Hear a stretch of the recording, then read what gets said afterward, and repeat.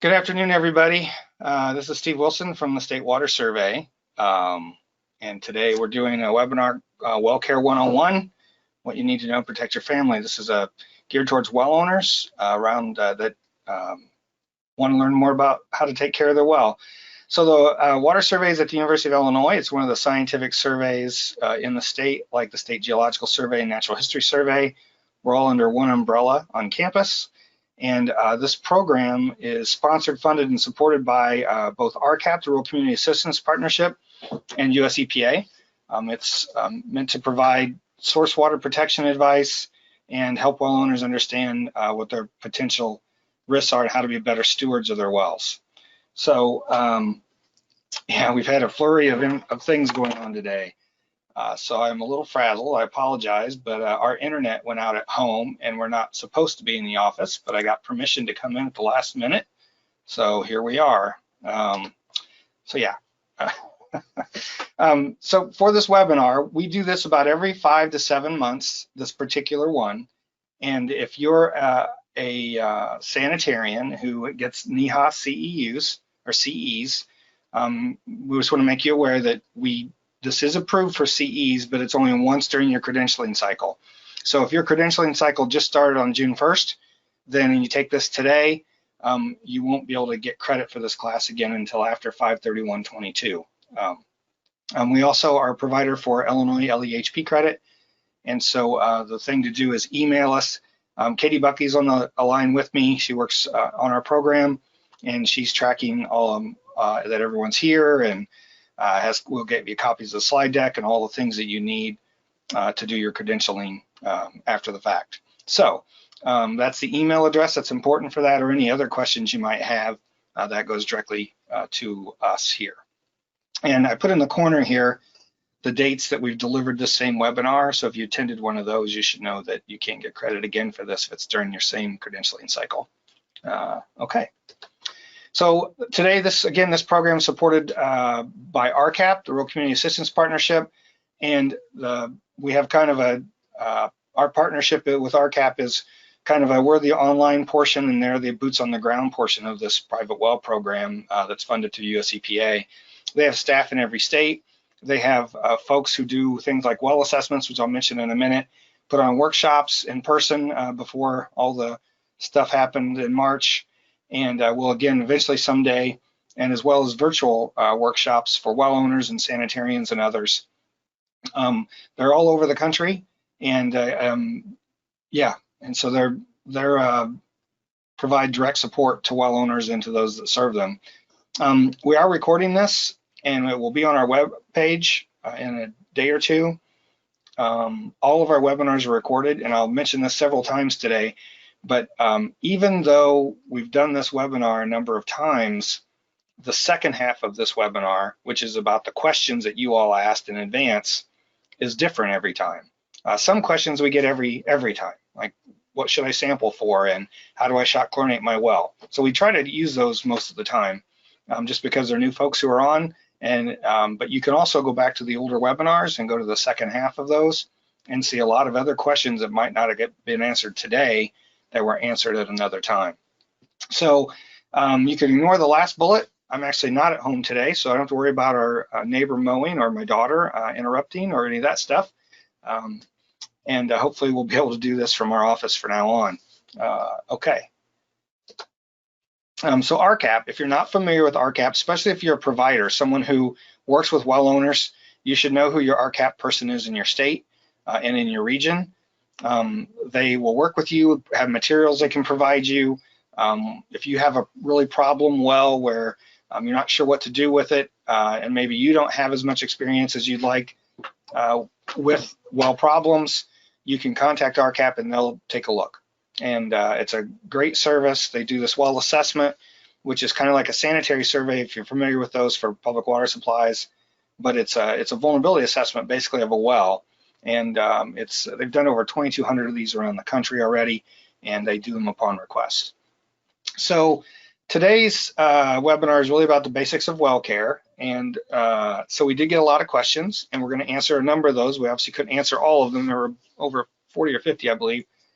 And So my name's Steve Wilson. I'm a groundwater hydrologist at the Water Survey. I spent most of my career working with well owners and working on applied research related to aquifers in Illinois.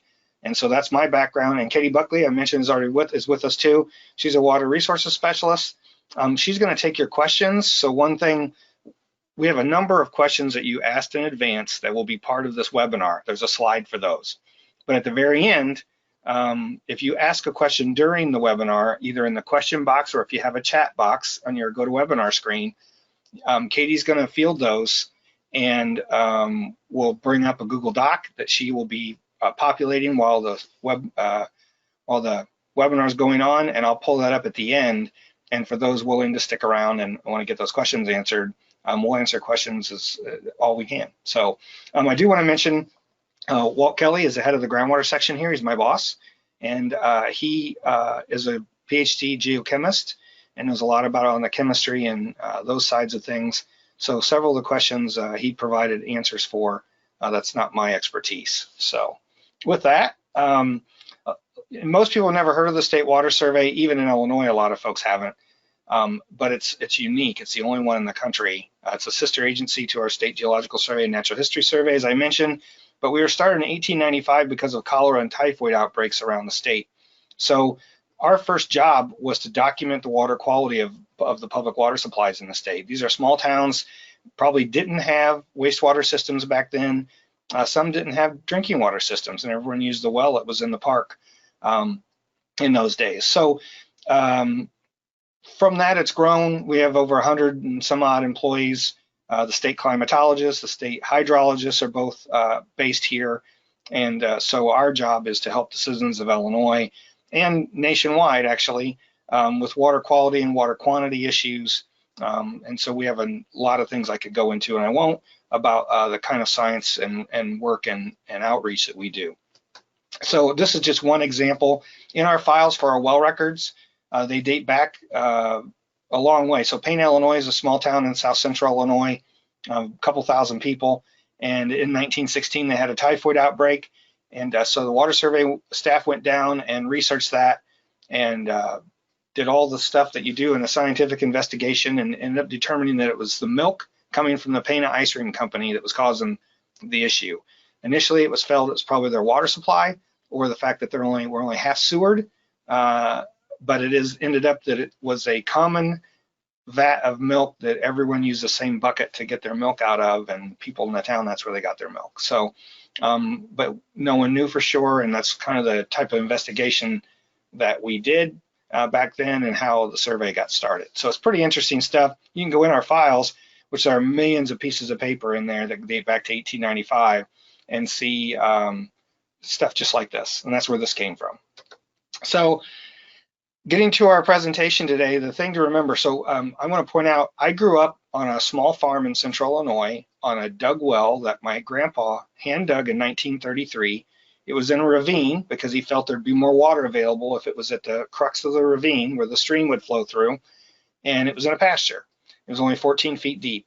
When it rained, our water was cloudy, and that's the water I grew up on, which, now I certainly know that that's unsafe, and I probably drank a lot of things that I shouldn't have growing up. But now I live in town, and the thing to remember for you as a well owner is that wells really aren't regulated once they're constructed, and it's really up to you as a well owner to make sure your water's safe and your system's maintained. You're kind of the water operator of a very small water system, like a small community water operator is in charge of that system. So it can be, you can't go by color, odor, or taste. There's things like arsenic that's naturally occurring in groundwater that has none of those features. You don't know it's there unless you test. And so that's the message. You have to test your well. And now I live in town, and I have city water, our community water supply, Champaign-Urbana, and I pay $40 to $50 a month. Now that my daughter's getting older, that's actually creeping up. And that's the cost for us and all the other residents that are part of their service area for their water operator and staff to maintain, to test our water, make sure it's safe, to maintain all the infrastructure. So when I turn on a tap, I always have water pressure, all those things that are your responsibility as a well owner. So, and I want to point out that we've been doing this a long time, and one of our jobs, even before this private well class program started 6 years ago, one of my jobs has always been to work with well owners in Illinois to help them solve their problems with wells or water quality. And what we've learned is that the two biggest reasons for people having well problems are either they don't understand their well and what their responsibilities are, or they have an older well that doesn't meet current well construction code and it's not sealed properly at the surface or near the surface, and it allows surface contamination to get in the well. Like the well I grew up on, it's still in use today, unfortunately. But it's those things, wells are grandfathered in when the well code's changed, at least in Illinois, and that's pretty typical. There's actually a couple states that really don't have a good well code yet. So depending on where you live, you should understand that. And one of the biggest things you can do is make sure your well's properly sealed at the surface. And there was a question or two about that this time, and I believe I put that in here. So things to consider, I say deeper is generally better from the standpoint that the farther from the surface you're getting your water from, the lower the chance that surface infiltration is getting in your well, which is typically where contamination comes from. It comes from a septic or a feedlot, or applying things on the ground, or just something near surface that gets in your well.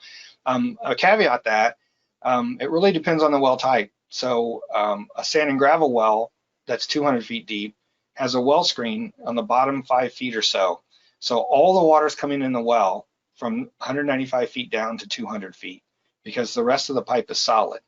But a bedrock well usually only has well casing 10 to 20 feet into rock. So it depends on where the elevation of the rock is. If rock's at 150, then you probably have 170 feet of casing, solid casing. But if rock's at 20, you could have, especially an older well, there's only 30 feet of casing, and the rest of it's an open hole because the bedrock itself, the hole you've drilled through the bedrock acts as the casing, so you can take advantage of the fractures in the rock to get water into your well. That means if any of those fractures go back to the surface, 30 feet's not a lot of protection. And so you need to understand those things about your well. Also, where you're at on the landscape. If especially the water table, which is when you first start digging into unconsolidated material, sand, silt, clay, before you get to bedrock, you'll reach a free water surface. That's the water table. Your aquifer may be further below. It may not even have the same water level as the water table, but water generally flows along the elevation of the land, so to speak. So it runs towards rivers and streams, and low places you might even find a seep or a spring, and that's because somewhere else water's at a higher elevation and it's pushing it out through the side of a hill or whatever. But all of that matters because it dictates the direction of flow. So if you're in a subdivision that runs, the road between all the houses runs directly downhill towards a lake or a stream, that means the person who's at the high end, all the water in the water table is running down past everybody else in that subdivision. And if you all have shallow bored wells, then your septic or other things that go on, the person that's lowest on the landscape may have issues with some infiltration, just as and that's a bad example. I mean, that's a worst case kind of example. So, but it gets to flow direction. There could be, I know someone asked a question about PFAS and the nearby town having PFAS, and I'm going to answer that in the question part. But, if the direction of flow is from your house toward the town, which means the water from the town is flowing away from you, then it's very unlikely there could be any kind of problem, even if you're in the same aquifer at the same depth and you're pretty close to where the contamination occurred, because groundwater is flowing the other way. But if it's flowing towards you from some source of contamination, that's when it can be an issue. So, and as far as the area surrounding your well, it's common sense things like, is there a feedlot? Do you have livestock? Are you near a landfill? Other things, gas stations, they all have buried tanks, those eventually leak. And so understanding those, and a lot of the rules have changed, like for instance, for a gas station, it's hard to go to a gas station these days and not see the little things in the concrete where it's a circular aluminum head with a little triangle on it that means monitoring well. they're required to sample so that if there's anything that's leaking, they can find it. But it's just being aware of those things, and even going and asking the gas company for their records, or asking the county health department or local health department for any water quality things around you is something you can do to have more peace of mind. Okay, so like I said, construction is really one of the biggest issues. Typically, we see a lot of problems with wells that are old. Everyone, my grandpa and my dad both felt that that well was plenty safe and plenty better to use. Matter of fact, my dad used to say that our water was better than city water because it didn't have chemicals in it. Cities put chemicals in water, and it ruins the taste, and it's just not as good, which is totally opposite of the truth. When you put in, community puts in chlorine or other kinds of chemicals to either reduce something that is dangerous, or to ensure that things like bacteria can't grow in the distribution system that will cause a health problem. So, yeah. And so anyway, but old wells that don't meet code today, they don't have to meet code today. They're grandfathered in. But it doesn't mean that you shouldn't be proactive and try to make sure your well is properly sealed at the surface. And we still find wells in pits. Well, if you're in a northern climate where you have a frost line in the winter, those pits were built so that the well could be finished below the frost line, and you could run a line into your house and not have to worry about the piping freezing in the winter. Where today you could use a pitless adapter for that, so you can run your pipe all the way to the surface. And there's an elbow where the pitless fits at 4 feet or so below land surface, and that runs into your home. And that way you don't have a pit that can have water seep into it, or bugs, or many other things that can be also a safety hazard. And we still have a lot of old hand dug wells in use, certainly in the upper Midwest, and I think all over the country we see a lot of these wells that are either in use or they were left and not sealed because someone thought they might use it for their garden or livestock. They're also a safety hazard. We see a lot of problems with them. And they're also an open conduit to provide contamination into a shallow aquifer. So here's a couple examples.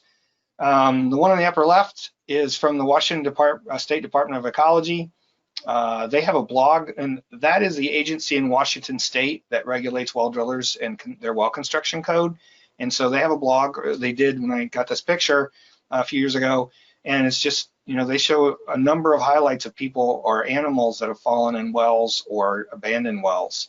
And in this case, that plywood was there over that well as the top of the well. It's in a little well house, it looks like, but all that fuzzy stuff on the ground by the funnel is probably insulation. There's a funnel laying there that can drop in. It's just, I'm sure there's mice in there. All kinds of things can fall into that well. It's not properly protected. And it's just, it was an accident waiting to happen, let alone the safety side, but I imagine our water quality wasn't very good either. The picture on the upper left, or upper right, I'm sorry, I said that backwards. I meant the upper left before, from Don Kelderman. This is an old well that's not being used anymore, but it was on a farmstead in southern Illinois. And he just happened to look down this. They put a 3-foot diameter concrete tile.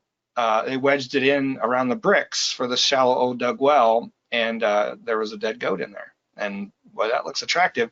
And you say, well, yeah, they weren't drinking this water, but you'd be surprised at how many times people say, man, my water sure tastes funny. And then we've investigated and found dead snakes, dead frogs, you name it. And so it does happen. And that's why those wells, having a well that isn't protected at the surface from something like a goat isn't very protective for anything else either. And the one on the bottom is, our well had a well house, but this reminds me a lot of it because it's just got tin over it with some 2x6s or 2x8s. And, snakes, rats, anything can still get in there. And it's on the side of a hill in a pasture. Those posts look like they're rubbed raw because they are. Those are from cattle. You can see their footprints in the mud on the right side of that picture. And it's on a slope that's a cornfield in some years right above it, which the water's running down towards the well. So there's just all kinds of issues that could happen with this because it's taking shallow water in. It's just uncemented brick. So even water from the surface can get in this well. And it's just, really a poor water supply, and it's supplying the home that's up over that hill. And the reason their well's so far away from their house is likely because there just wasn't any water up on their farmstead.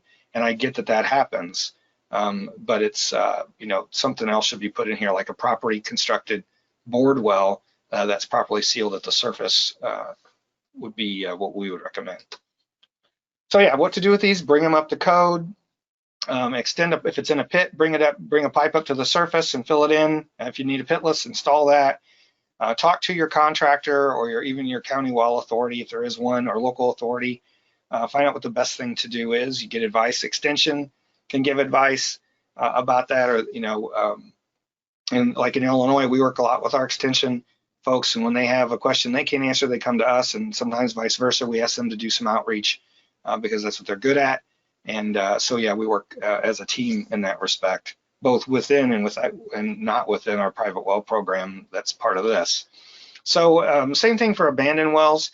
If you have a farm or a property where you have more than one well, because you have a drinking water well that goes to your home, but you also have some old well that was there when you moved in and decided not to seal it,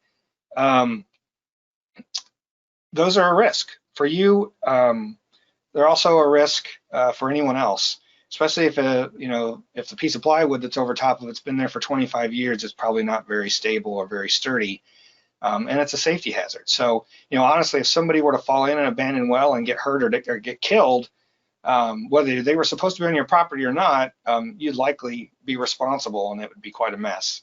So really the best thing to do is to fill those in and properly seal an abandoned well, so that it's no longer a risk to anyone. Plus, depending on how deep it is, it could actually be a direct conduit down to the aquifer. I know we've seen cases where we open up an old abandoned well, large diameter well, and there's cans or barrels, and people just dump stuff there because it's out of sight, out of mind, and no one's going to know. And it's really just being a poor steward of your property to do that. And here's some more examples. Illinois used to have a groundwater education coordinator that was at DNR until probably around 2000. And he gave me a lot of his materials when that position was cut, which is really a shame. He worked with teachers all over the state. It was a great position. He was a relentless recruiter for groundwater education, and he gave me all these newspaper clippings. 3 of these are from Illinois, and the third one is Jessica McClure, the little toddler that was trapped in Texas. It was covered live on CNN. I think that was like in '95. If you're old enough to remember, that captured the nation's eye for 22 hours, I think it was, something like that, or 20 hours while they tried to dig her out. But this happens a lot more frequently than people realize. Here's a horse that's in a well, and again, these 2 pictures are from the Washington State Department of Ecology's blog. Luckily, the guy on the bottom there, the Sheldon man, falls 45 feet into the well. They hoisted him out and he walked away. Pretty lucky. And so, and you can see this doesn't look like the most rural area necessarily, but there's just an old well there. We recently, 2 or 3 years ago, did a training exercise with a bunch of different groups in Illinois to do training on abandoning a well for some of the county health departments and in Macomb. And we found that someone found an abandoned shallow dug well on their property in Macomb, Illinois, in the city, where they've had city water since 1916, and it was only 4 blocks from the county square, or from the town square, well inside the city, and had been there all that time. And the little hole in the middle of the concrete pad where the hand pump used to be that would rusted away a long time ago. And the person who'd lived there before this, the person who found the well, had decided that little hole made a great ashtray. And we found about 10,000 cigarette butts down in that well. So it's best to seal those. You never know what you might find in them, and they're just really a problem. So for basic well care, best management practices, the first thing we'll say is if you are qualified and you know what you're doing, like in Illinois, you're allowed to drill your own well. We don't recommend it. And if you are using a video online of someone putting in a shallow well, like a sand point, those aren't properly constructed wells. And I can give you a lot of information about sand points and why they're dangerous. And you can only even put those in areas where there's a shallow sand, and which means water flows a lot more freely, which means a lot more surface contamination can get into the aquifer. It's best to use a licensed contractor, and when you're doing any kind of repair work or anything else. And again, I say that even, I've been around wells for 30 years. If I was still on a well, I might do the basic things that you need to do. Like if we had bacteria, I might disinfect my well myself, but I'm certainly not going to try to do anything else, replace a pump or any of those things, because they're bonded and qualified and they have to pass a test, and that's the other thing to check. In some states, they may not require licensed well drillers, or the license may only be a fee and not an actual proof of expertise, if you will. And I know that's the case in Pennsylvania. I can send in my information today with a $65 check and become a licensed well driller in Pennsylvania, which isn't really appropriate, but in most states you are required to take continuing education credit and pass an exam and some of those things. Okay. There's also rules available. This is Minnesota's. Illinois has them. Most states have a guide on wells and well drilling, what kind of material you can use, what kind of caps you can use, minimum distances from potential sources, minimum depths for casing, all of that stuff. And the thing to do is to get in writing from your contractor if you're drilling a new well that they're meeting all the codes in your state. And that way, if it turns out that they've done something that isn't appropriate, which isn't very likely, but it does happen, there's bad apples in every type of business and industry in the world, you've got some documentation then to do something about that. But in general, these guys want to do your well the right way. They want your business in the future. And so one way, if you're really interested though, is to go back and you can look at all these are online, what the rules are, and make sure they're following those. So as far as around the well, the best things you can do is make sure this is a really nice. The only thing that I would change about this well, and I use this picture from a public service document from the province of Manitoba just because it's such a nice looking well to me. But the one thing they could have done differently here is mound the ground up around the casing, say 6 to 8 inches, so that it becomes the high point on the land surface, and when it rains, water flows away from the well. It kind of looks like, that water could pond right around this well if there was a real heavy rainstorm, and that's a bad thing. If the annulus, which is the area between the well bore that the driller drilled and the casing, this white casing that's there, isn't completely filled with clay or bentonite or concrete grout that is required by law, then water can run down the outside of the casing and get to the screen or get to the open part of the well.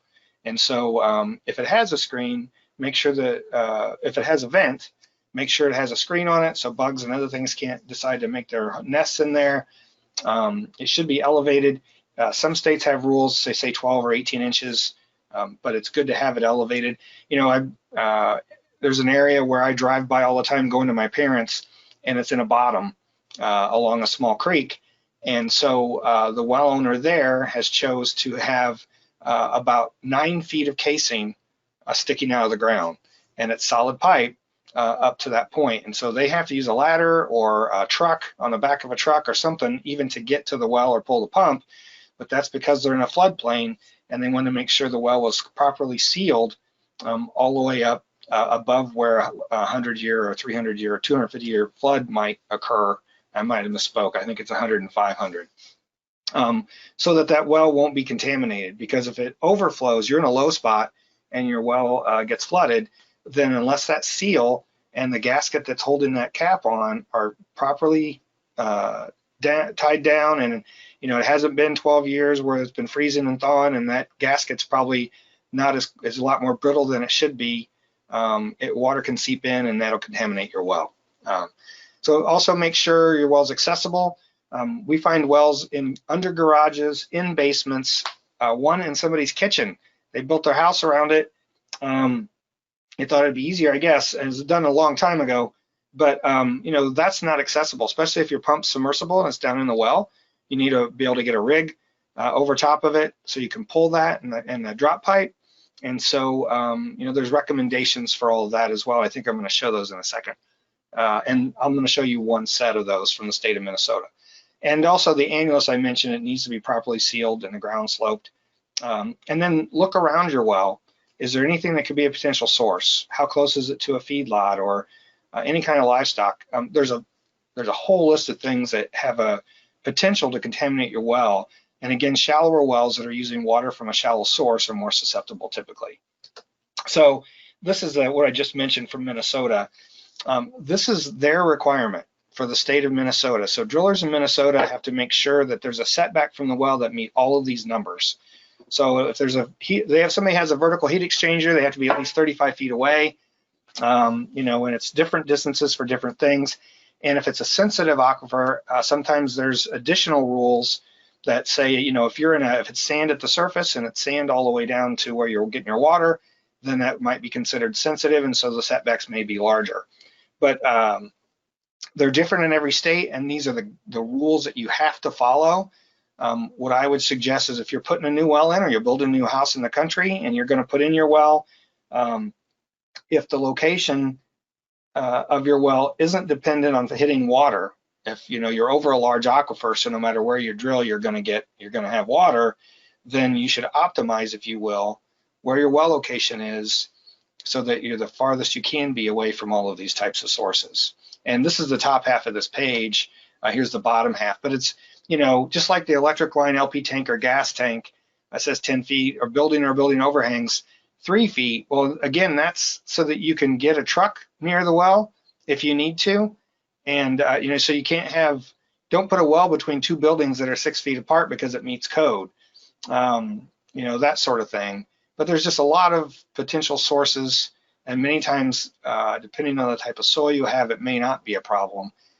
Just like, a kennel, for instance, if it's really close to the well, if your well is properly sealed and it's has 250 feet of casing, then it's very unlikely that a kennel or even a livestock area near it is going to have much effect, as long as the soil material between where you're getting your water and the surface, reduces the amount of flow that can get down there. So if it's all sand, that's a different issue because that's more susceptible. But if it's all clay and silt, that prevents, that slows water down. It's hard for it. Most of it runs off instead of runs in. And so it's likely that your well's properly protected. So one of the other things I want to mention is your septic tank. So if you have a bacteria problem and it keeps coming back, we typically find it's one of two things.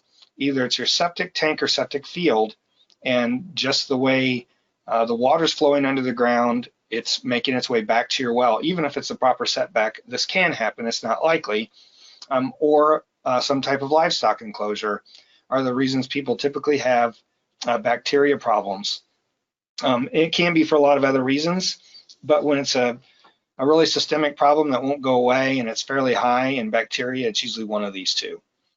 So our class really isn't geared toward providing a lot of expertise on septic systems, but we want to give you the basics, and we actually do a septic webinar, and that's going to be next month, and I'll mention that later.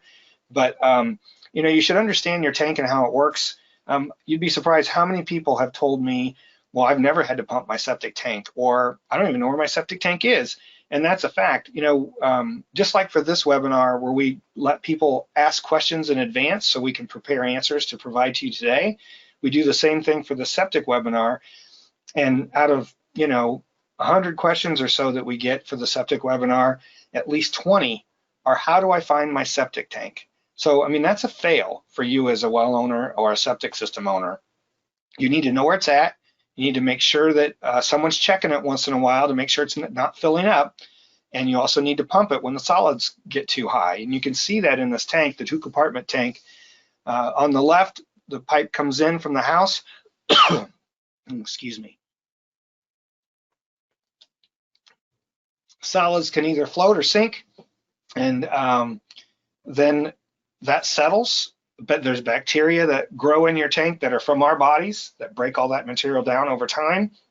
And then once that side's full, it starts bleeding over into the other tank where more can settle out, and it clears the water off more, and more bacteria work on it, so that what ends up leaving on the right side is much more clear water, no solids anyway. so that it can go through this perforated pipe and through this gravel layer that's been put in for your absorption field or septic field, and it can dissipate into the ground. Uh, and there's bacteria in the soil that help break that down further. It's a natural system that way. It works great on its own, but you have to maintain it. And so there are septic tanks that have been in use for 80 years or more, and it's because they take care of them. If this tank fills up, it's going to block it, and eventually it's going to back up into your house, or it's going to come up out of the top. If you see a really rich green area around your tank, or a area that's always spongy or kind of wet, you likely have a septic problem. And if you're flushing too much through, or there's something where your tank isn't dropping the solids correctly, then they're getting into the perforated pipe side on the field end. Eventually it's going to plug those holes up, and you're going to need, there's nothing to do but dig the whole thing out and put in a whole new system.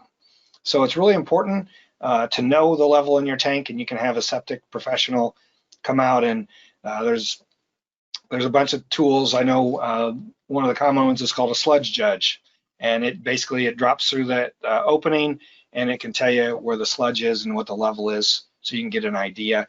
There's charts out there that explain how, depending on how many people are in the house and how big your tank is, how often you should potentially have that pumped.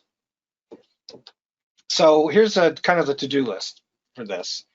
You should maintain the area around your tank and drain field, meaning don't plant trees, don't put a road over it, don't drive heavy equipment that's going to compress the soil, because all that compresses on its way down, and the trees can get in, the roots can get into those holes in the perforated pipe and plug those up, because it's certainly a nutrient source for a tree, so they're really going to grow fast when that happens.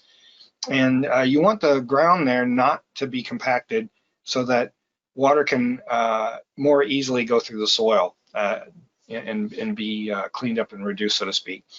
And you should reduce the flow into your septic tank as much as you can, not rationing or being unnecessarily conservative, but you shouldn't have your sump pump or a whirlpool or softener backwash go in there, because the bacteria that are in there need time to break things down. And if you're running a ton of water through that system, it's just going to build up sludge inside, because it doesn't have time to break anything down. And that also goes with, you should only put wastewater into your septic system. Don't flush anything down your toilet that isn't natural.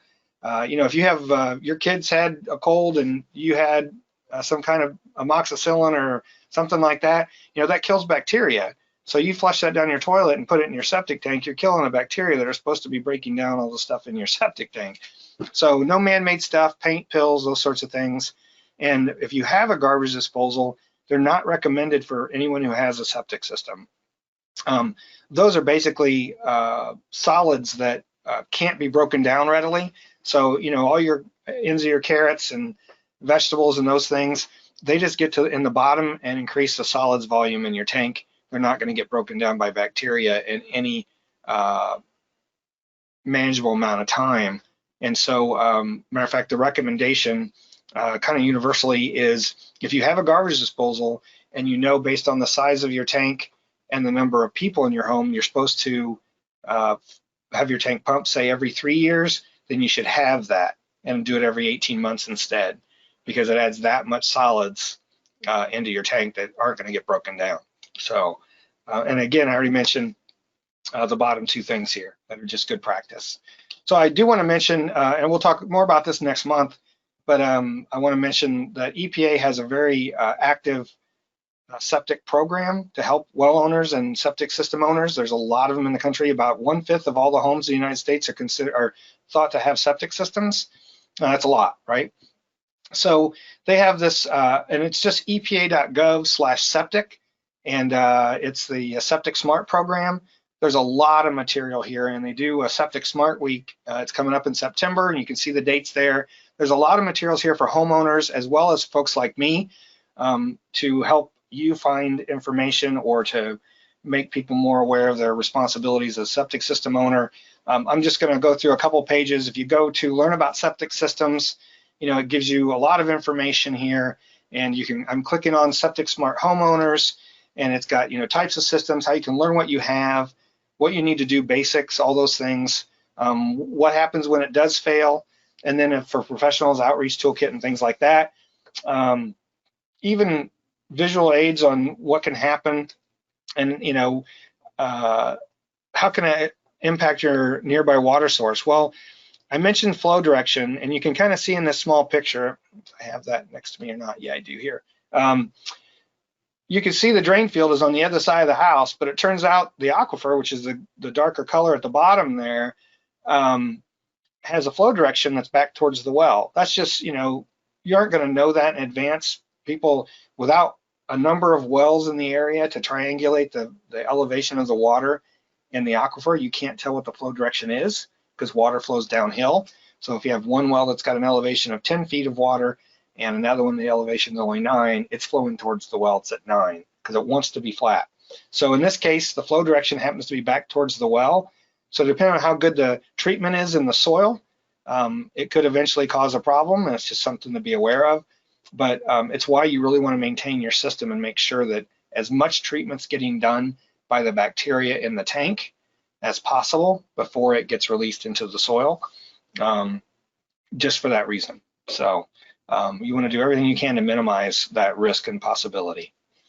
But there's also things these days, some states especially requiring more advanced wastewater treatment for, it's advanced septic systems basically. They're really treatment systems like a community would have, and they're on-site advanced decentralized wastewater systems is kind of the term, because they're in vulnerable areas. Like, I'm thinking of areas in the Northeast, like in New York, where there's bedrock right at the surface.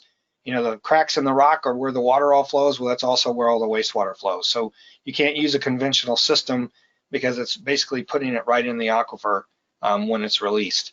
And so a lot of those are required to treat, use advanced treatment. And there's a list of all that kind of information here. And we'll go over a little bit of that next month as well when we cover this in more detail. But you should be aware of this website and, spend some time. There's actually a lot of good information here. So the other thing they've done, and some of these are even 3 or 4 years old, but very appropriate still. All their webcasts that they've done are also available here, and you can find that. You can see on the menu bar on the left here where to get to the webcasts. But if you're trying to learn more about your system, or you want to learn about advanced systems or those sorts of things, this is another place you can look for a lot more information. And one thing I will point out, not this February, but last February of 19, we did a webinar on financing for wells and septic and those sorts of things. It turns out there's very little funding available to help people with their well. USDA has a program, but it's really for folks who are very low income, well below the poverty line in some cases. But there are a lot of groups that offer help with both abandoning wells and sometimes septic issues. So it's worth taking a look. I guess it's probably more abandoned wells now I think about it, but there are groups out there who are trying to provide small dollars, like on the abandoned well side, even our soil and water conservation district in our county, not every year, but some year has dollars available to cost share abandoning a well. So it may cost $1,000 to abandon a well from a contractor. It only costs you $500. They'll cover the other half. Okay. The other part of basic well care is testing. And, we recommend that you test your well annually for coliform and nitrate, but also anytime the well's been opened or there's been any change that you notice in taste, odor, color, because there's got to be a reason for it. Either there's a buildup of bacteria, and it could be something that's not necessarily a health risk. Like it could be sulfate reducing bacteria or iron bacteria that are causing a sulfur smell. I know that a lot of people have that issue, but you should still test and make sure things are okay, because things can change. It's not typical, but especially a shallower well, it's more susceptible to the surface. Boy, excuse me, I got a frog in my throat here. So one of the most common questions we're asked is what to test for. And really every situation is different just because, it depends on what's in your area, where the water's coming from. When I say known contaminants, that could mean things like a gas station or a landfill, but it could also mean things like arsenic or uranium or radium. And there are areas where those things do occur, and they're well known by either the State Geological Survey or natural history folks, or I guess not natural history, sorry, local health departments, or even extension. And so it's good to ask, are there any naturally occurring contaminants in my area? If I asked the health department in Tazewell County, Illinois, they would say we have a fairly common arsenic problem here, where in other counties that isn't an issue at all. The state of Massachusetts, for instance, has provided a way for you to even check if there might be arsenic or uranium problems. And I got ahead of myself. So they have this tool on their DEP's website. You can type in your address, and if you have a bedrock well, it'll tell you based on where you're located if there might be a risk for either uranium or arsenic. And there's maps and other information available, and ways for you to get that tested. And so it's worth your time just to look to see what your state might offer, or even a local health department sometimes may have information if they know they have an issue on things that are naturally occurring, but it's the reason you ask. And so I guess I might have got ahead of myself. You need to sample every year for coliform nitrate, and I want to mention that the reason we do that is because they indicate a pathway into your well. They're both naturally occurring things at background levels, nitrate especially, but if it's elevated or if you have coliform bacteria, that's from a source, either livestock or a person, and they shouldn't be able to get into your well, and they shouldn't exist in your well water. So they're not, those things, coliform bacteria doesn't exist on its own in an aquifer. It gets into it, or it gets into your well typically. And so if you have those things, it indicates that maybe your well isn't sealed as properly or as well as you think it is.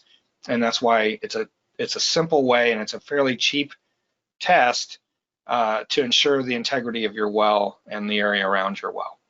And I'll get more into that. I want to show another example. This is Rhode Island, and all those little dots are where there used to be orchards through the 50s or 60s, I guess, and they used arsenic as the pesticide, arsenic-based pesticides. And because of that, now the soil's contaminated at all these sites, and some of that's leached into the groundwater. And so the Department of Health put up this map just to say, hey, if you're in these areas, you probably should test for arsenic. And then the big splotch that's in the middle of the screen, and that's the reason I use this slide, is because of that big splotch. It's beryllium. So they have naturally occurring high beryllium in the state of Rhode Island. It's the only place I've seen it. And not that I'm that worldly or anything, but I didn't realize beryllium was even a contaminant and had health effects until I saw this map. And sure enough, communities are required by law to make sure they don't have beryllium in their water, just like they are arsenic or anything else through the Safe Drinking Water Act. So it's a regulated contaminant, but it's naturally occurring. And so if you live in this part of Rhode Island, you may have a beryllium issue, which isn't something I would normally ask people to test for, because in most of the country, it'd be a waste of your money if it's a separate charge. And so, but if you live here, you would need to do that. And that's why I say you should check your state or your local health department and ask. They may have information about something like beryllium that we aren't going to put on a general list of things you should test for, just because they don't occur in that many places. Here's a more, I guess this is just a better way to go about it, if you ask me. So Wisconsin DNR is the agency in the state of Wisconsin that regulates private wells and community water supplies. And so they do a lot of sampling, and what they've done is created this map. You can go online. I selected in the top right, arsenic by county. And so it's showing me where arsenic by concentration. So the health standard for a community water supply is 10 ppb, or micrograms per liter. And you can see they've done this as 0 to 5, or 1 to 5, 6 to 10, 11, 15, 16 to 20, and 21 and over. So you can see here all the green counties mean all the values are low. I think that's green. It's the 5 or less.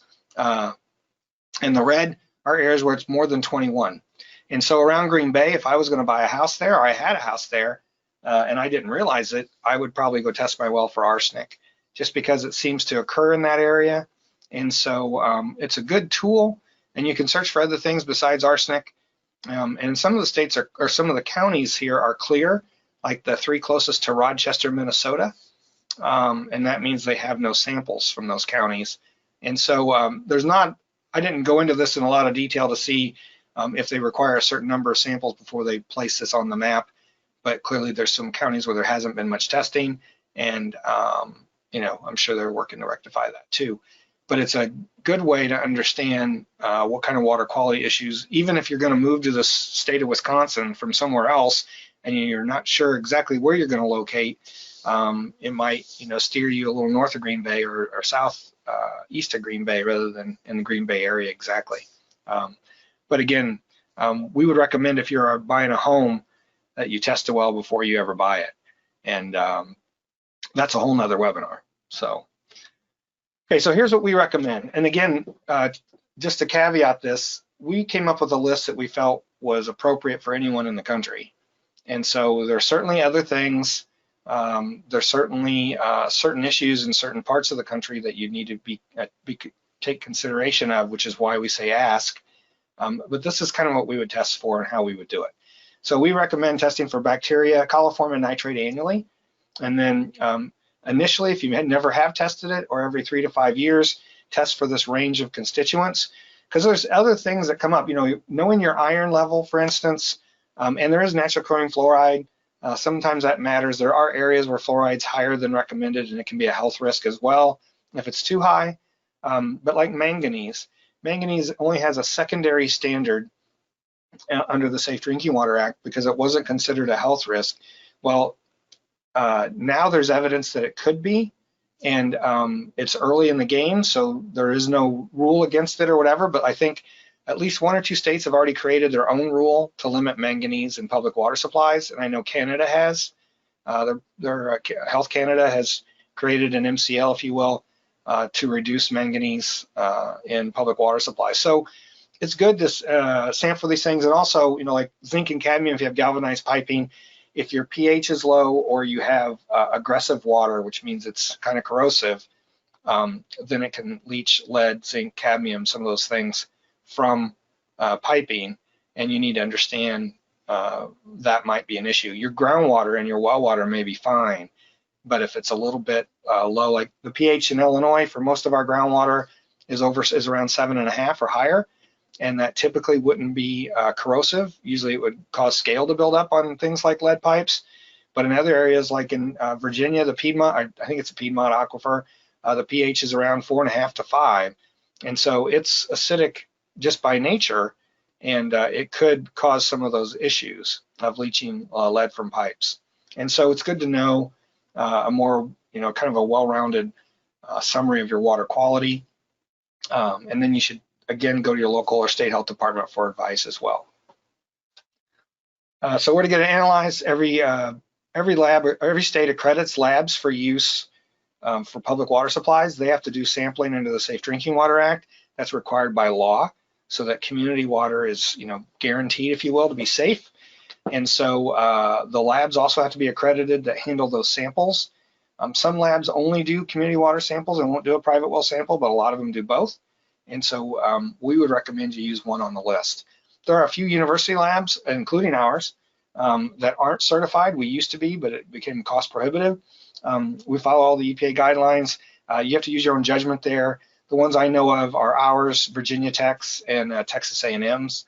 And I think our lab folks are in the process of trying to get us recertified just for this reason, because we certainly can't recommend you go to a lab that doesn't have EPA certification or state certification for testing for the things that might be a health risk for you and your well. When you call a lab, they should be able to give you all the instructions you need, tell you how to get bottles, or if they'll send them to you. There's not so much preserving samples these days. There used to be one bottle used to come with acid.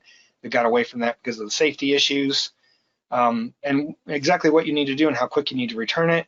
But you should be comfortable with the lab. You should ask them questions until you're satisfied. And what I tell labs is that I tell well owners, if you call a lab and they can't give you answers and they're like, you have to tell us what to sample for. We don't know what you needed to sample for. I'd find a different lab, because they should have someone on staff who can help a well owner understand what things might be an issue. They've done a lot of sampling in that area in all likelihood. And so they need to do their due diligence as well. And so that's kind of the approach we've taken. And we work with the APHL, the Association of Public Health Labs, and we've done several webinars with them to help educate some of the labs on the things they need to do. And there's been a lot of good work done through APHL in the last few years to help raise that awareness, as well as from folks like Minnesota Department of Health. It developed a lab toolkit for labs and some things like that.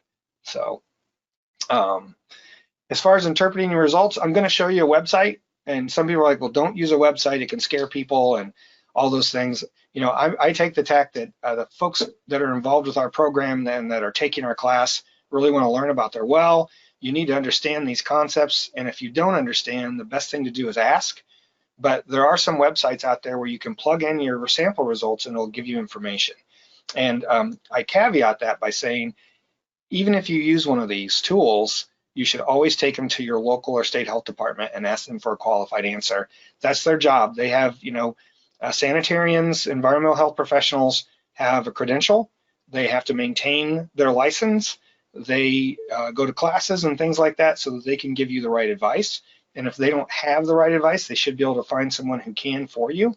So that's where you want to take your sample results if you have any concerns or issues. And you can use these to inform yourself. And because there's a good one out there and I want to show it to you. But yeah, that's where we're at. Anyway, so I apologize. Okay. This is from the New Hampshire Department of Environmental Services, and they developed this, probably 4 or 5 years ago now, with some funding from CDC.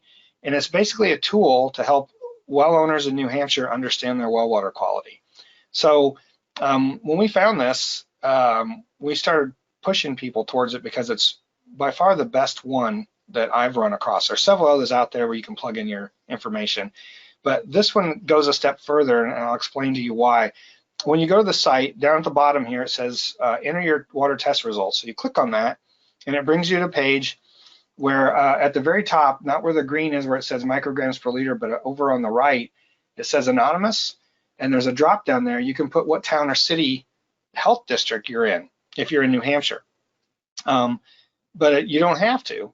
And you can also, people from out of state obviously can use this.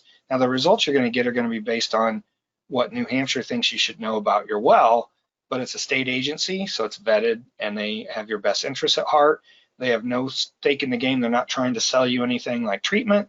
And so this site meets all the criteria we would be comfortable providing to anyone to use.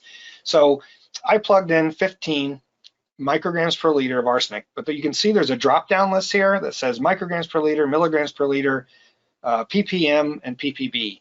So different labs provide results in different units. Now there's a kind of a standard that's milligrams per liter, but not everybody does that. And some of the other sites where you can put in your information, they want you to convert from micrograms per liter or from ppm or ppb to milligrams per liter before you put it in that box. And that is a problem. Like many people, me included, if you're not using math every day, sometimes converting units can be a problem even if you understand them all. So on our private well class program, the actual class, the 10 lesson class that's emailed to you once a week, the first thing you get whenever you sign up for that is a quiz. And the idea is you take the quiz at the beginning and then you get a quiz at the end after you've done the 10 weeks. And we judge whether or not you've learned anything. And one of the questions we ask is basically converting from, I think it's from ppm to micrograms per liter. About 8,000 people have taken our class, and probably about 5,500 or 6,000 of those have actually done all the pre-tests. You're not required to, we just ask you to. And only 27% got that question right. So units are a problem for everyone. And that was a little long-winded, I apologize, but the bottom line is you can use whatever units your lab sent you results in, whether it's milligrams per liter, micrograms per liter, ppm or ppb. You put in the result and make sure you put the right units, and it's going to be accurate. It'll convert internally so that you don't have to. So to me, that's a huge advantage. And so once you're done, I only put in arsenic. You click on the bottom there, left, it says submit, and you get a red X. Arsenic, 15 micrograms per liter. The standard is 0.015 milligrams per liter, which is 15 micrograms, or 10, or I'm sorry. The standard is 0.01 milligrams per liter, which is 10 micrograms per liter. So we're over. So it says exceeds the drinking water standard. Well, there actually is no drinking water standard for private wells. This is the MCL that community water supplies have to meet. So you can drink water with 15 micrograms per liter of arsenic all you want, and it's your business. But it's not considered safe by the EPA or by the states, and that's why communities are required to remove it down to below 10, and that's the level that's required. And that's the same with a lot of other constituents in our drinking water. So this is handy in that respect. It explains it to you. It also then recommends treatment. So one of the problems we have in the industry is sometimes I go to people's homes where they have 3 different treatment units in their basement or under their sink, and they've never even tested their water. You don't need to add treatment unless you have an issue. And the only way you know if you have an issue is by sampling. So the best thing to do is to sample your well on a semi-regular basis so you know if there's anything in your water. And then if you need to add treatment, you need to make sure you add the right treatment. So what this is telling us is that for arsenic, you want to use either absorptive media or RO, reverse osmosis. Those are the best ways to remove arsenic from, and point of use means it's at your kitchen tap. The other term you'll see is point of entry, and that means where it enters your home. Well, arsenic's not a problem for your skin at typical levels. I mean, we've seen levels that are pretty high, and according to the health departments we've talked to, it's still not really a dermal issue or an inhalation issue. It's really just through drinking it. So you can have arsenic at 150 ppb, and you don't need a whole house arsenic treatment to remove it so that when you're taking a shower, doing your laundry, it's not in there. You just need it at your kitchen tap, so whenever you're cooking or drinking, you're removing the arsenic before you do. And so I want to make that clear. But then if you follow this down, it even has more information about what those are. There's standards, there's certified equipment, there's a lot of issues. We talk about all that in lesson 10 of our class. And again, if you haven't taken our class, this webinar is meant to support our class. It's not the class lessons. Yeah, I'll move on from there. So this is further down the page. It'll tell you what you need to know. And again, I mentioned there's certification. So ANSI NSF Standard 53 is for absorptive media, and NSF's ANSI Standard 58 is for RO. So when you're looking for treatment equipment, it should have one of those standards on it. If it's not ANSI Standard 53 certified or ANSI Standard 58 certified, you're not guaranteed that it's been tested by a third party and it will actually remove what you think it will. Yeah. Okay. So as far as interpreting results, again, I want to mention these tools are great to give you some idea, but there's some really odd groundwater out there. One of our scientists was working in the Chicago area and found a shallow aquifer that had a pH of 12 to 13, which is unheard of, and there's reasons for it. It's contaminated, but that changes things. They've even found bacteria that don't exist anywhere else in that aquifer because it's such a high pH. So it's always important to take your sample results to a qualified professional, even your doctor. And if your doctor doesn't know what to tell you, hopefully he will go look and determine that for your benefit. Because remember, all our health departments, so many people say, well, I can't go to the health department. What if they tell me I can't drink my water? And that is, they don't have the authority to do that, except in a few local places. When in Illinois, our health department and most health departments around the country don't have the authority to tell a well owner they can't drink their water or to make them treat. But lately there's been a few local ordinances developed, or in the case of Rhode Island, they have a state law now that it's required to test when you sell a property, and if it has any kind of health-based problem, they can require you to remediate that. It means add treatment before you sell it. Or they have the authority through their building inspector to condemn the property. That's the only law like that in the state, and it's for sale of property only. There are a few local health districts in Massachusetts that I've talked to where they do have the authority to condemn a well. The thing to do is just ask them that up front. Call them and say, I have a question about my well water.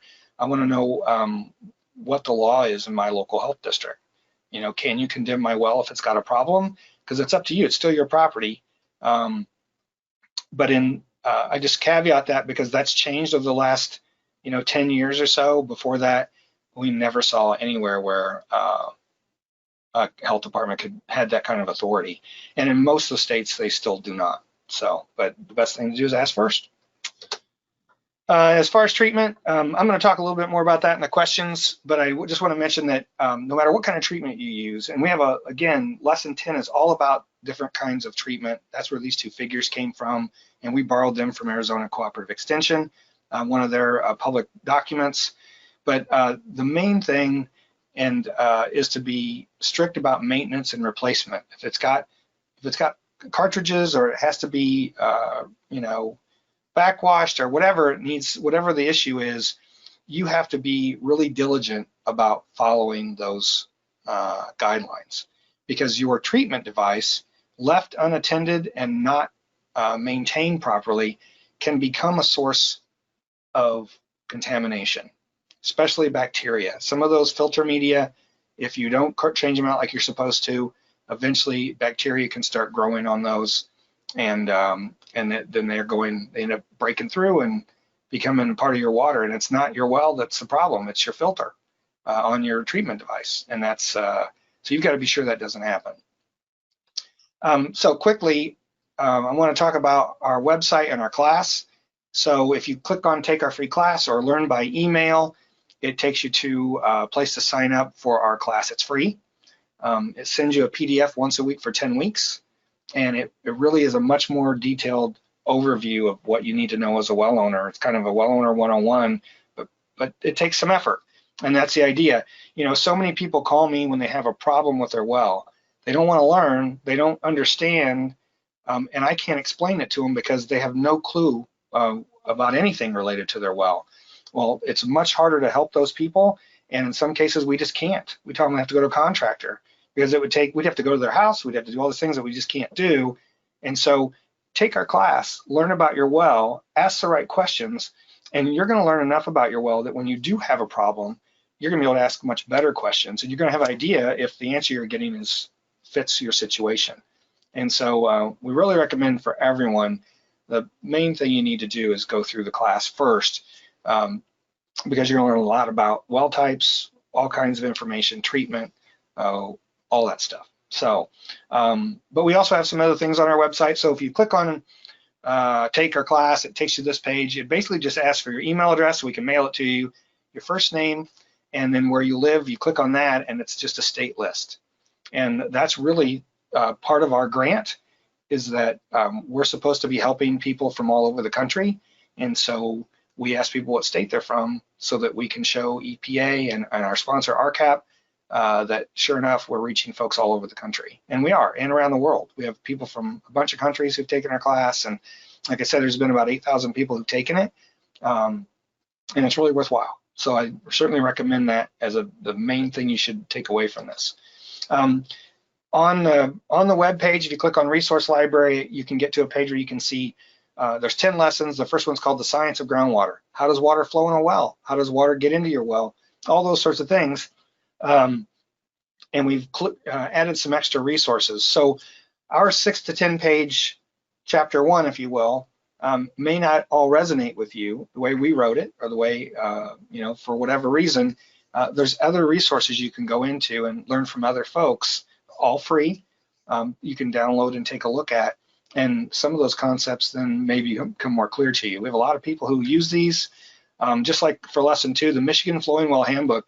there aren't a lot of flowing wells, but in some places there are, like in Michigan. We have them in Illinois in some places, but that book has more information about flowing wells than anything else I've ever come across. So it's a great resource for anyone who might be in that situation.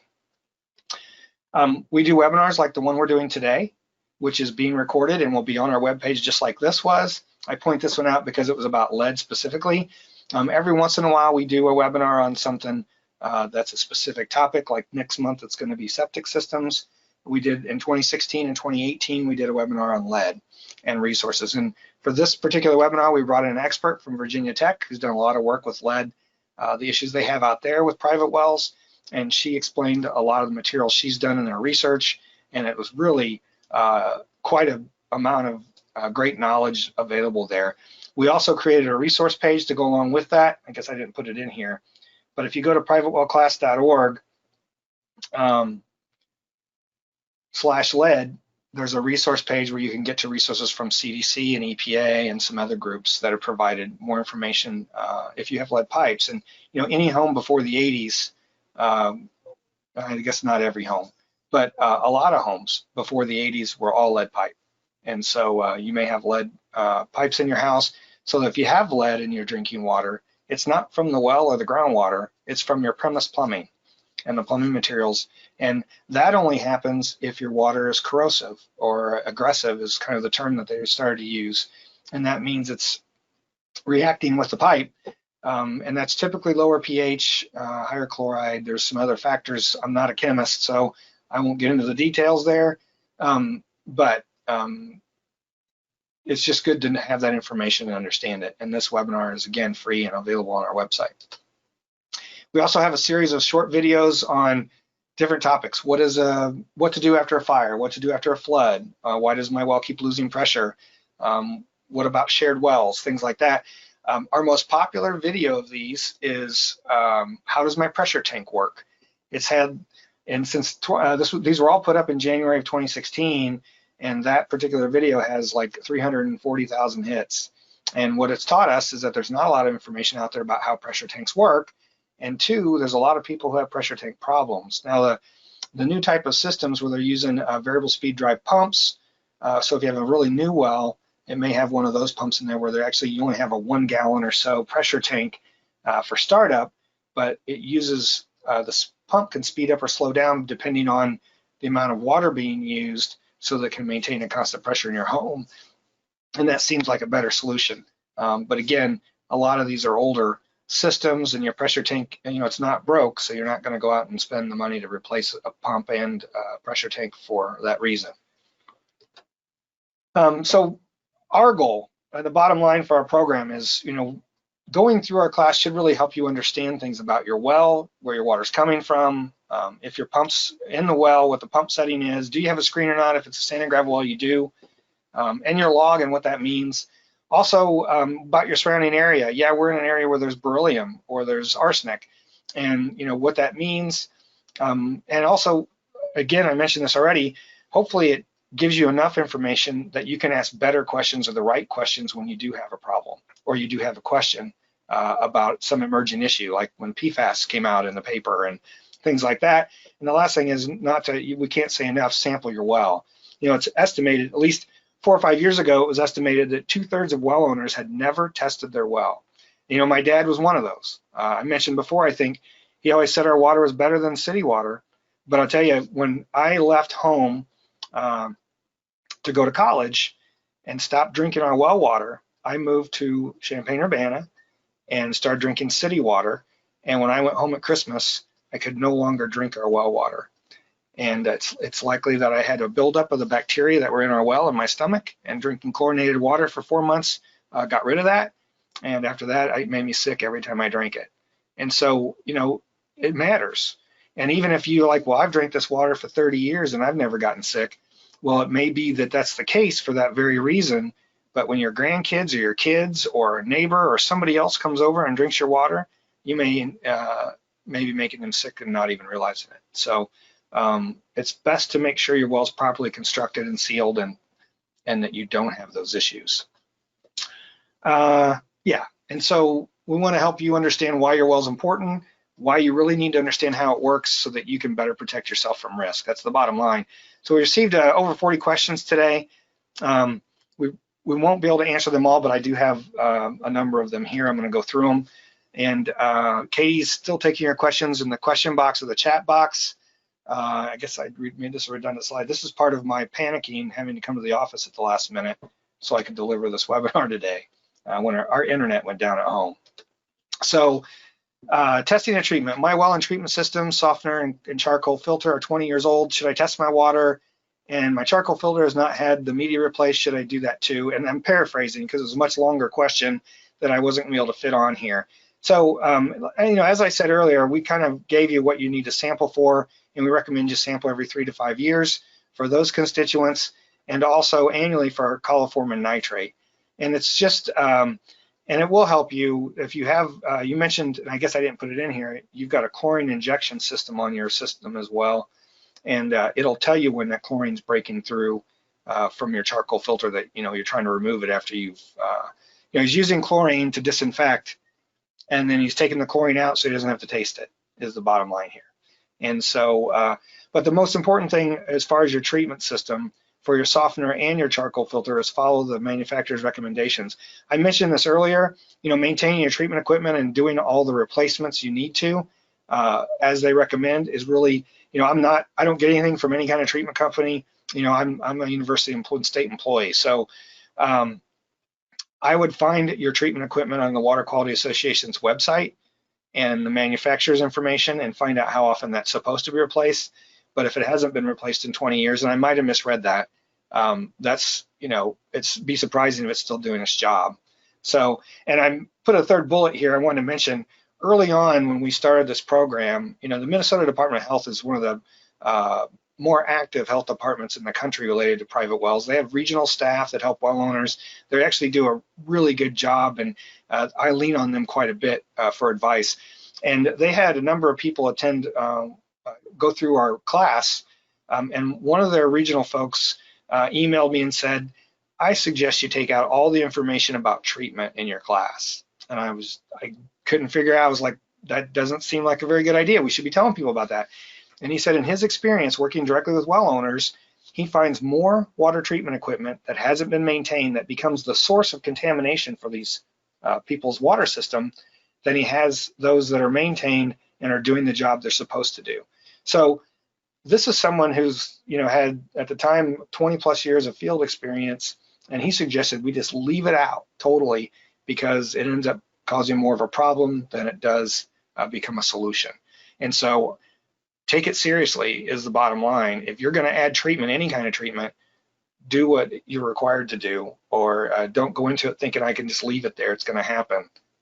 You've got to do what it says and learn how to use it properly. A lot of iron questions. My well has iron in it. Water tastes terrible and stains my clothes. What can I do to improve the water? Well, iron is not unhealthy necessarily. Matter of fact, you need some iron in your diet, obviously, but it does certainly cause staining. And so what we recommend is using a sediment filter to remove any that's already oxidized. So iron's in solution as iron, and then when it hits air, it oxidizes and becomes iron oxide, and that's the red stuff so when it comes out of your tap and it hits your porcelain sink, it causes the red staining. So a filter will probably remove some of that, but it may not remove all of it. And you can also use additional treatment to take the dissolved iron and make it into oxidized iron or iron dioxide. And that's usually a special kind of filter, or your softener will take some of that out. But also there's an iron filter you can get that it kind of oxidizes the iron in the water and then runs it through the filter so that so a lot more of it's removed. So one of the things I recommend is the Illinois Department of Public Health has a link that's got an iron and drinking water page. If you just Google iron and drinking water and maybe add IDPH, you can get to that, and it's got a lot of information there because iron is a very common problem. It's naturally occurring in groundwater and it's all over, it's everywhere. So, but regarding the taste, I also want to mention it could be a lot of different things. So if you haven't tested, you should do that. But there are devices out there that are rated for taste and odor. There's usually a type of charcoal filter, and you can. I would recommend adding one of those at your kitchen sink. We see that a lot with well water. It does sometimes have some kind of odor or taste, and you know that you can get certain kinds of filters that'll go on your kitchen sink that'll remove those things that cause that. So, and you can look that up online. So again, my water looks orange. What do I do to eliminate the orange color? I've tried shocking the well to kill iron bacteria, but it always comes back. So iron bacteria doesn't cause the iron color. Iron bacteria uses iron in the water to grow. But there's also, you know, we say that iron bacteria can cause a foul odor similar to rotten eggs. That's typically sulfate reducing bacteria that do that. But what happens is they can grow in layers in your well, and it's a sulfate reducing bacteria that are probably causing the rotten egg smell. But you can chlorinate to kill those bacteria. And sometimes you might have to do it more than once because, like I said, they grow in layers. And the first time you shock chlorinate your well, you may take off a layer or two, but it may not get rid of all of it. And so you might have to do that multiple times. And there's some other caveats I'll talk about later when I answer the question about disinfecting your well. But to get back to your question, you know, removing iron, it's a free ion and it oxidizes and causes staining. You need to do that with like an oxidizing agent like chlorine and then a filter after it's been converted so that when it's in solid form, filter will take it out. So getting to that, how do I eliminate the sulfur rotten egg smell? That smells hydrogen sulfide, and it's either can occur in bedrock. Natural reactions are sulfur in the bedrock. We see that in some parts of Illinois. It's not because of sulfate reducing bacteria, but a lot of times it is. They're using sulfate in the water to grow, and then they H2S is a byproduct, and that's where the rotten egg smell comes from. So you can chlorinate to kill them, and that's really the best thing to do. As I explained here, and I should caveat, some of these answers we've used in the past, like this one.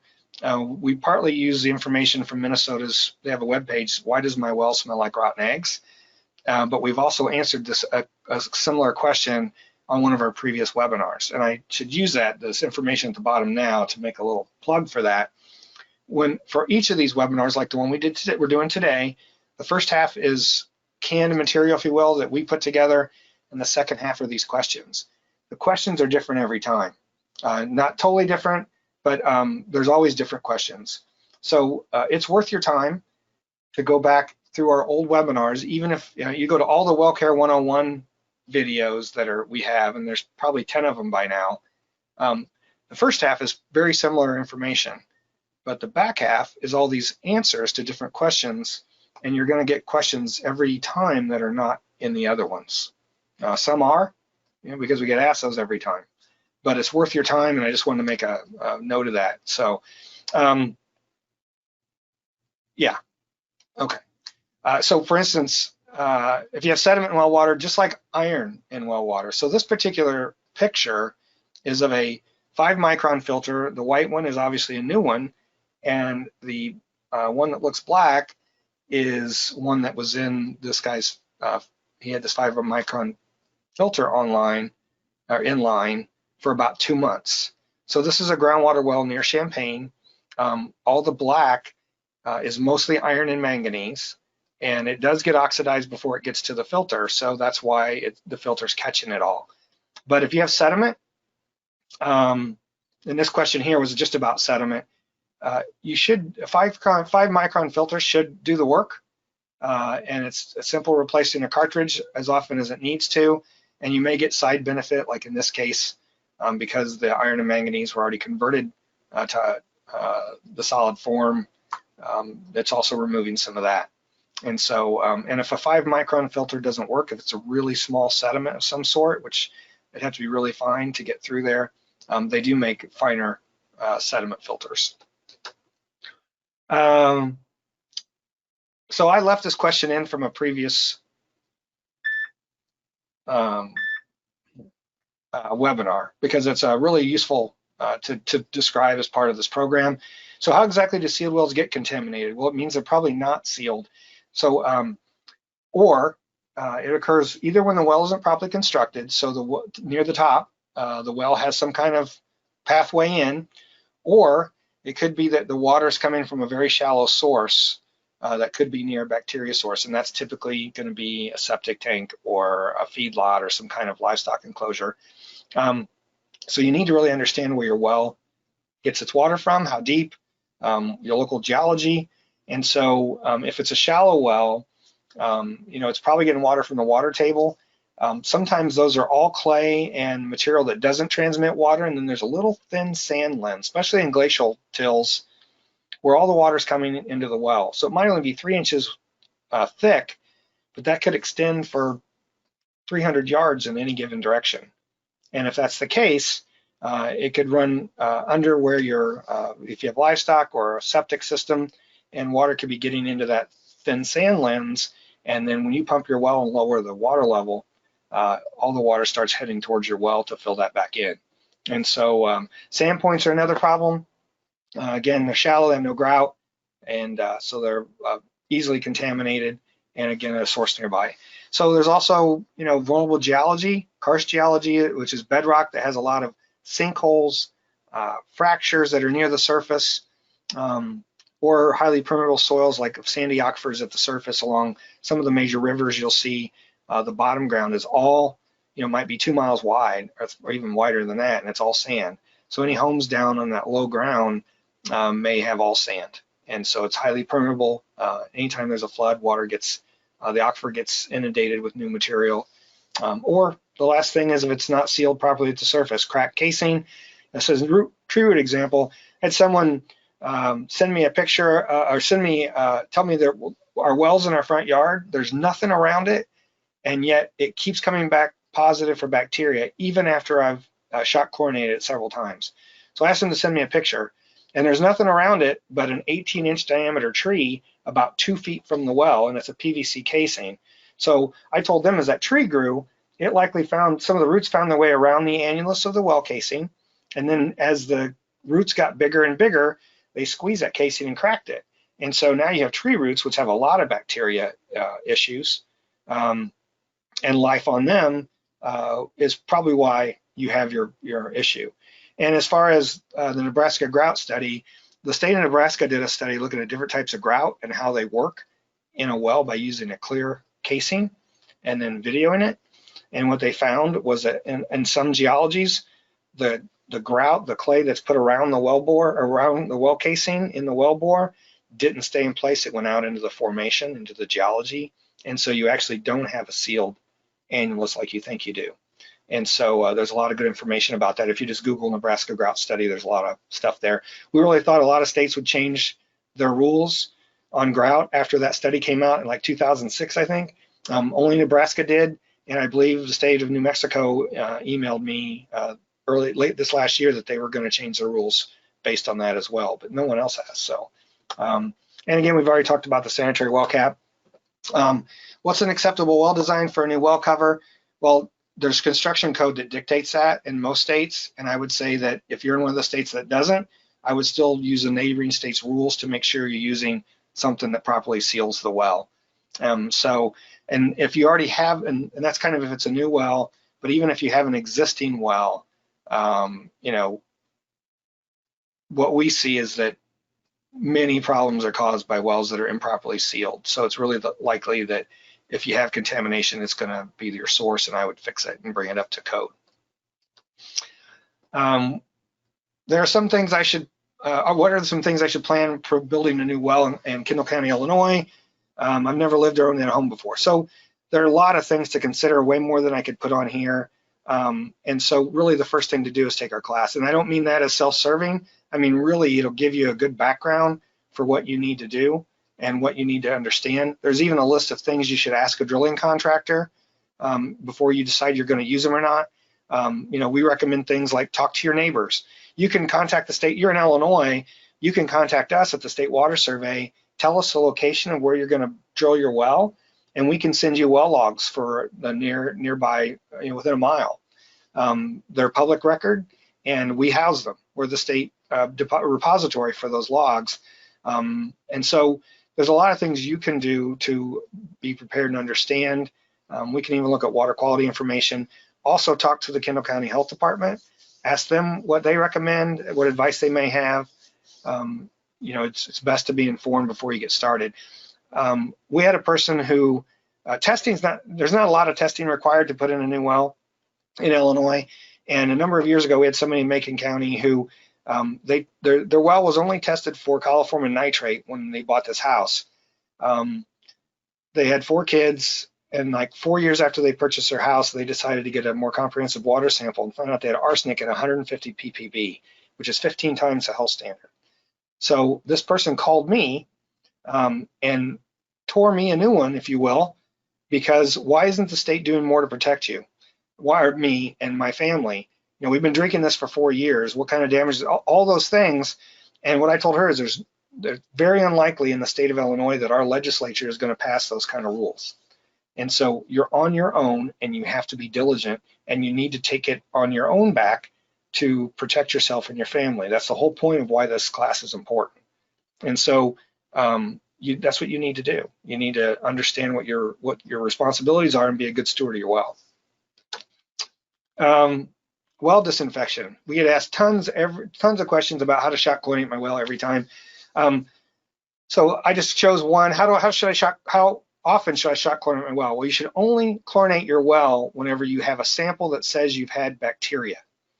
There's no reason to chlorinate your water if you don't need to. Until not too many years ago, even small subdivisions and others that were considered public water supplies didn't have to chlorinate. Now that rule's changed, but it used to be that if your water didn't have, if samples came back clean, you didn't have to chlorinate, even on a regular basis. Now you have to, it always has to have chlorination for a community water supply or public water supply. But adding bleach isn't a good practice. I've run into people who say, well, my contractor, this plumber told me to add a cup of bleach every month and that'd take care of it. Well, that does nothing to protect your well. All it does is damage the components of your well. Straight bleach is too concentrated. And so what we did is we looked at all the different guides out there on how to disinfect the well. And I know I've been redundant with the state of Minnesota, but it's because they're really good at what they do. We chose this document as what's really the best tool out there until something better gets developed. And there's still issues. We know there's issues with the pH of your water can affect how well chlorine actually works. And so there's some cases where it's really high pH that it may not be effective.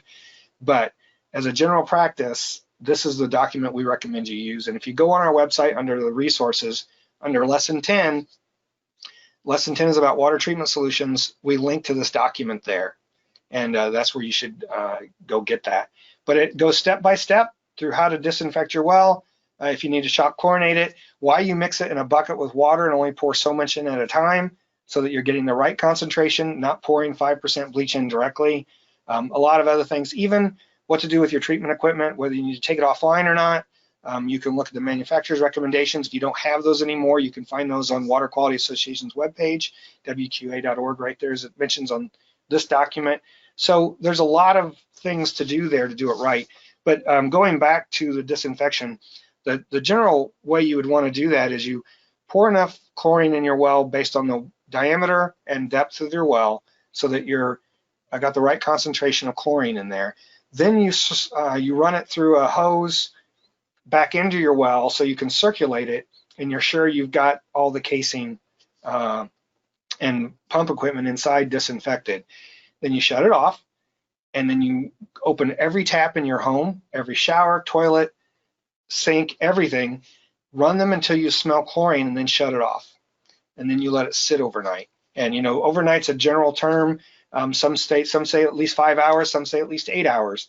It needs to have time for the chlorine to react with any bacteria that may be in the plumbing. And then once you've done that, then the next day you would turn on all your taps again and you run them all until you don't smell chlorine anymore. And then you've got all the chlorine out of your well, and hopefully the bacteria has all been gone as well.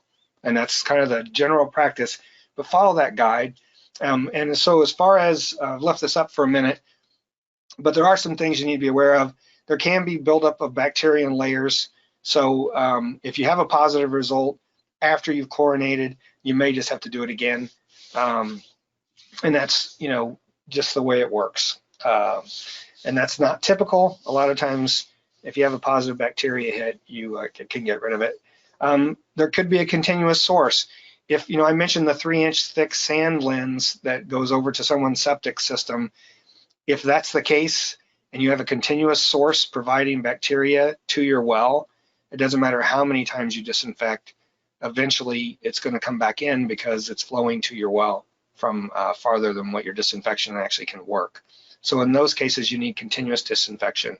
So like if you have a spring, there's a lot of springs around the country, and we also provide advice for that. It's recommended you use continuous disinfection. Now that can mean chlorine, or it could mean UV, and now there's some other options becoming available. I know folks are looking at hydrogen peroxide, but if you use UV or continuous chlorine, there are injectors to use for the continuous chlorine, so you're putting in just enough to kill the bacteria. But that's what community water supplies do, and they have to make sure they put in enough chlorine so that it's going through the distribution system too to all the homes that it goes to. And for UV, it's just like any other treatment device, it just has to be maintained. And a lot of times you have to put something in front of it, like a filter or something, so that it doesn't foul as quickly. But they work really great, and they've come down in price, I believe, so that now it's affordable for a home. It used to be that only communities could afford to do something like that. So, but you just need to talk to a qualified person about those things. And third thing here is that I mentioned the pH above 8. This was brought to our attention by the folks at Virginia Tech and NGWA, that chlorine really isn't effective as a disinfectant above a pH of 8. And so if there's folks looking at this, and we hope to be able to provide recommendations. I know we've seen in some places where people add vinegar to their well to lower the pH before they put in the chlorine. If it's a closed water supply, that would work. But since water is always flowing into a well from outside, it's likely not the pH you start at isn't going to be the pH you finish at. And so there are other solutions, and we're waiting on some better guidance, and hopefully we'll have that, because there's certainly in Illinois there are waters with a pH above 8. And there can also be other things that react with the chlorine.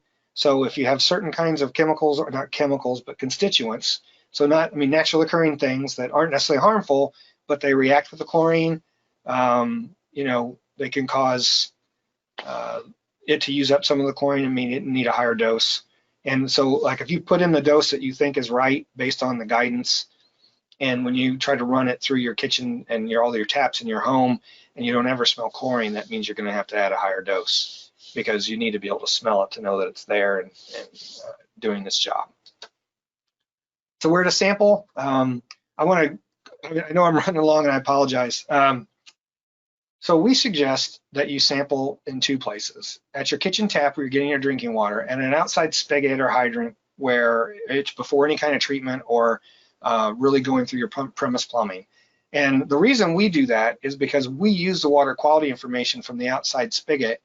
We let it run for 20 minutes or ask people to, and that way we're getting a water sample from the groundwater, and we know what the raw groundwater quality is, and that helps us understand how others may want to treat in that aquifer. But the reason as a well owner it's important to know is because there's big differences in the water chemistry between your groundwater and the water you're actually drinking out of your kitchen tap, because of plumbing and treatment, and they all change the chemistry. And so I'm gonna give you an example. This is a well owner who he collected 3 samples. One was from an outside spigot, that's this one, and then one from his from a tap in his house after a softener and filter, and then one from his kitchen tap after the softener, filter, and an RO unit, reverse osmosis unit. And they're very different. And so I want to just point out a couple things on here. The sodium's at 25.9 in the left-hand column. On the right-hand column, in the middle and the bottom, the turbidity and the color are really high because it's natural groundwater, and the pH is 8.02, but the hardness is 351. So it's pretty hard water. So then after their after their filter and their softener, the sodium on the left side near the top went up to 198 from 25.9. So using a regular sodium salt softener, they've increased the sodium, almost 8 times. And if you're on a low sodium diet, that could have an effect, especially if you drink a lot of water.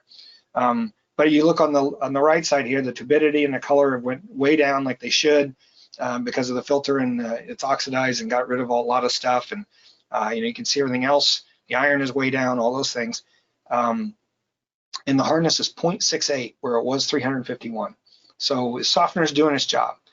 But then after adding the RO unit, and by the way, all these less than arrows mean it's below the detection limit for our equipment. RO takes almost everything out. And so even the sodium, as high as it was, is down to 6.24. But taking out some of these things buffer the water and can change the pH. And so now the pH is 6.23, which isn't bad, but it's a little below neutral. And so if you're already in a water that is low and you take a lot of stuff out that might buffer the pH, now you may have a very low pH, which could cause an issue. In this case, it's not an issue because this is at his kitchen tap. It's not running through his plumbing.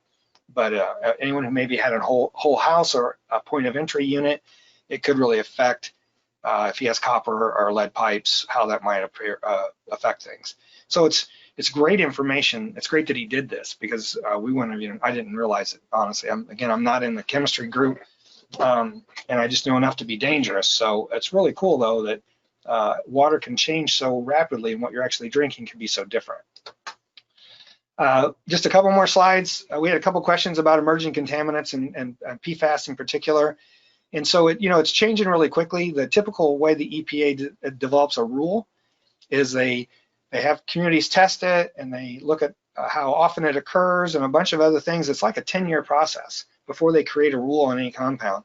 Well, PFAS kind of hit the fan a couple years ago, and they're still trying to learn how to develop methods for how to test for it and to treat for it. Some things that we do know will take it out, but there's a lot of things going on because there's so many different PFAS compounds, hundreds. And so what you can do is really be informed, learn as much about these things, and again, from credible sources. There's so much misinformation out there today. I wouldn't go to anything that isn't, a state or public health related website for those things. And talk to them, give them a call. There's already people out there trying to sell stuff. We don't even know, some of these things, they don't even know what all the health effects are yet. And so you just need to, everyone has to just be patient. But even if they want to develop a rule for regulating PFAS as an MCL in the Safe Drinking Water Act, that's still 4 or 5 years away. And so, none of us should wait 4 or 5 years to start doing anything if that happens. So, and I put at the bottom here, just in general, once you're sure and understand the issue and what your risk is, then maybe sample. But I'm leading to another question here. Someone asked this time, PFAS was found in a nearby town, should I test? Well, it's really the same advice. You need to learn as much as you can before deciding whether or not you want to do that, because it is very expensive. I mean, it's a new type of testing. There's only some labs in the country that are qualified to do it, although more of those are coming online.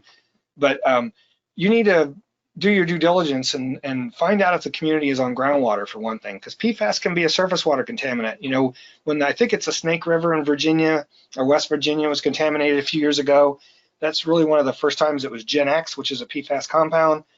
I can't remember the town name, but that was all a surface water issue. It had nothing to do with groundwater.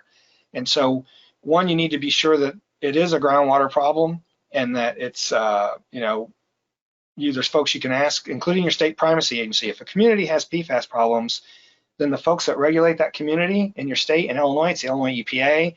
In Wisconsin, it's the Wisconsin DNR.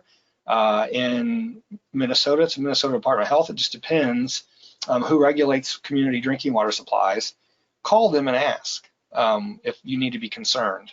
And the other thing you could do is talk to the community water operator. Call the water department and your local health department. Ask them, are you on groundwater? How deep's your aquifer? Are you in the same aquifer I am? Even your state geological survey, or even if you have a USGS office in the state, they can look at that stuff and tell you, and the agency that I forgot to put in here, whoever the agency is in your state that maintains your well logs. So in Illinois, that's the State Water Survey and State Geological Survey. In many states, it's the same agency that regulates drillers, like in Illinois, that's IDPH, but in Wisconsin, I mentioned So, you can Google my state well logs, like Missouri well logs, and it's going to come up Missouri DNR. And so that's who I would call also to ask. So, um, yeah. And Walt pointed out, my boss, that you should also check to see if there's any support for sampling, because this is such a explosive issue that's come up, that there's a lot of money being made available for testing. And it may be that there's either your state health department or some state agency, or even locally, there are funds available for well owners who may be concerned about having PFAS. And you should, again, talk to your state health department, local health department, or primacy agency, which is folks that enforce drinking water regulations for communities, to see if any of that might be available to you. So that's what I have. And I do want to mention that next month we're doing a septic system webinar. We're having Jim Starboard from Massachusetts RCAP affiliate, who is a registered sanitarian and knows a lot more about septic systems than I do, on the call, so he can help answer especially the questions, because he has got a lot of experience there. And I'm going to go over some of the basics and things a little more detailed than we did today. But then, yeah, and that's next July 13th. So, so in my rush to get to the water survey, I have to admit that I forgot to download the Google Doc. So Katie, I need just a second to do that. If I can get my thing to come up. So I apologize. I'm going through my email here because Katie sends me a link for every one of these meetings. Wow, I get a lot of email. There we go.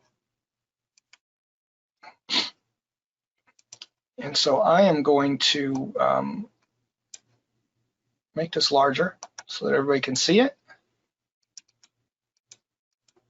There we go. And I'm just going to go through the first question, and I appreciate folks who stayed. I apologize for the length. Yeah. I live in a part of Oklahoma that has high arsenic concentrations in the ground supply. How can I mitigate this? Well, it's likely going to have to be treated because it's naturally occurring, and there's nothing that can be done to remove it per se from the aquifer. Arsenic's the 7th most common element in Earth's crust, and so it's just unfortunate. Some places have it. When I mentioned Tazewell County, Illinois has a lot of arsenic. When we first started working in that area in the late 80s, early 90s, when this was identified, we had drillers contacting us. The aquifer there is very thick. It's over 150 feet thick. And they're like, is there a part of the aquifer we can drill in and finish a well versus another that might make it less? And what we found is there's really no rhyme or reason. It just depends on the source grains in the aquifer and whether they have the material that contains arsenic or not. And, it's just really the only solution is to treat it. And I would, again, use one of those POU devices at your kitchen tap for your cooking and drinking water. So, yeah. So is flushing baking soda down your toilet on a regular basis good for your septic tank? We looked at a ton of different things related to this, including research on additives. And when I first mentioned this probably 4 or 5 years ago on our septic webinar, that there's no need to add any additives to your septic tank, I actually got hate mail from people who said, I've used this for 20 years and never had to pump my tank. And my response to them is just wait, because it's going to happen. And it may be that they're low use, or there may be a lot of other reasons why that's the case. But it's a natural system. It uses our own bacteria from our bodies to break down waste, and it works great on its own. You should not need to add, any kind of additive, baking soda, or, some people say put in yeast, all those things. There's no need for it, and everything we've found. So my advice would be just to take care of your tank, and you don't need to add anything.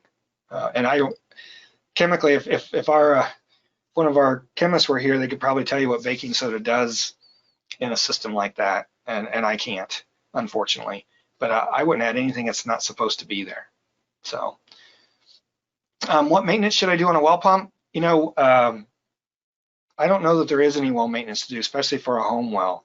They may last 5 years, 10 years, or 50 years, and they operate. They're meant to be a closed system, especially if it's a submersible.